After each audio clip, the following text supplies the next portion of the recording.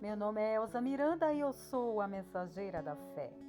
E esta é a Bíblia Falada. Hoje daremos início ao livro de Números. Introdução. O quarto livro de Moisés. Autor, tradicionalmente Moisés. Data há cerca de 1400 anos antes de Cristo.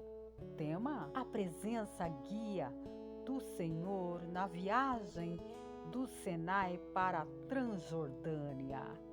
Palavras-chave: censo, murmuração, pureza e tabernáculo. Autor: tradicionalmente a autoria é atribuída a Moisés, a personalidade central do livro de Números. Números 33 faz uma referência específica a Moisés, registrando pontos sobre a viagem no deserto. O título em português, Números, é tirado de seu título, Aritmo, na introdução grega do Antigo Testamento, a Septuaginta, seguido pela Vulgata.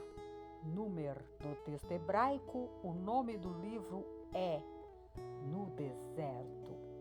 Tirado da linha da abertura, falou mais o Senhor a Moisés, no deserto do Sinai. Data, assumindo a autoria mosaica.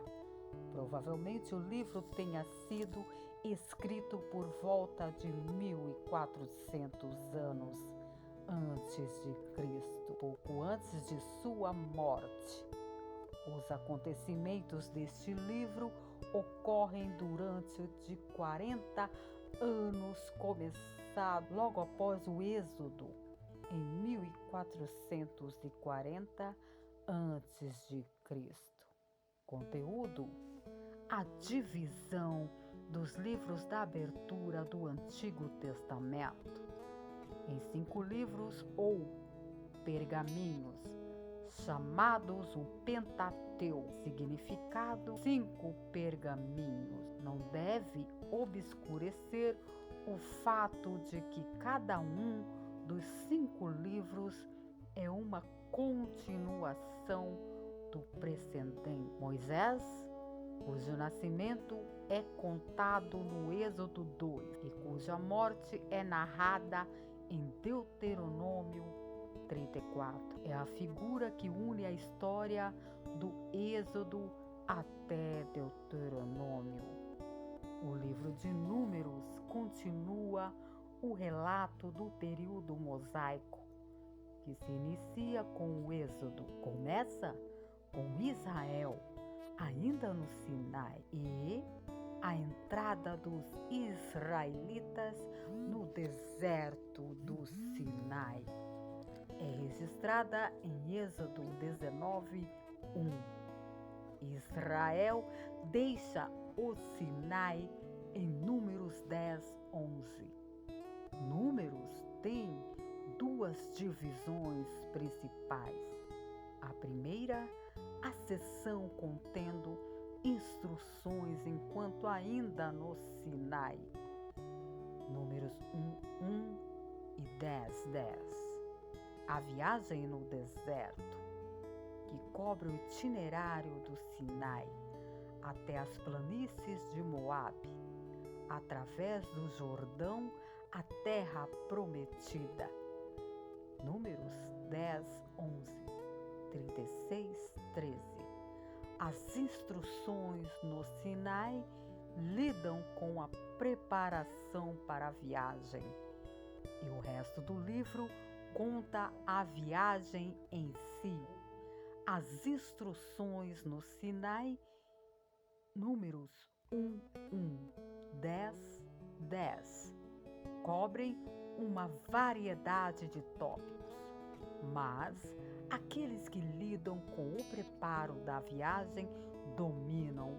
Os capítulos 1-4 lidam com uma série de instruções para numerar, fazer o censo de, vários grupos, seguido de um relatório de concordância com o mandamento. Os capítulos 5 e 6 com os imundícies rituais, a infidelidade marital e os narizeus. No capítulo 7, os líderes do povo trazem ofertas para o tabernáculo. O capítulo 8 fala da consagração dos levitas.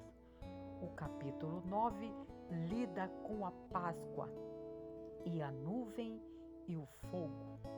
O motivo do preparo é reconsiderado em 10:10, Números, onde são dadas as instruções para que sejam feitos sinais com as trombetas. A seção de Números que lida com a viagem, em número 10:11 e 36:13, tem duas partes principais. O primeiro lugar, em 10:11 ao 25:18, descreve a destruição da geração que vivenciou a libertação do Egito por meio do Senhor. Os pontos-chave nessa parte são os relatos das queixas, rebeliões e desobediência da primeira geração, que levou à morte deles. A segunda subseção, em Números 26 ao 36, narra a preparação da segunda geração para a entrada da terra prometida. Começa com um novo censo. Comparar com o capítulo 1, observando que toda a primeira geração, exceto Josué, Calebe e Moisés, morreu no deserto. Essa seção termina com a distribuição da terra entre as tribos, depois de elas terem entrado na terra prometida. Aplicação pessoal. Um dos acontecimentos mais conhecidos em número é o relato negativo dos 10 espias, em oposição ao relato positivo de Josué e Calebe, em Números 13, 25 ao 33. Isso resultou em uma grave punição, em Êxodo 14, 20 e 38. Daí aprendemos com as consequências profundas que algumas vezes podemos sofrer ao sermos infiéis e negativos. Quando Deus faz uma promessa, devemos responder com otimismo e não com pessimismo. As queixas repetidas dos israelitas, levando-se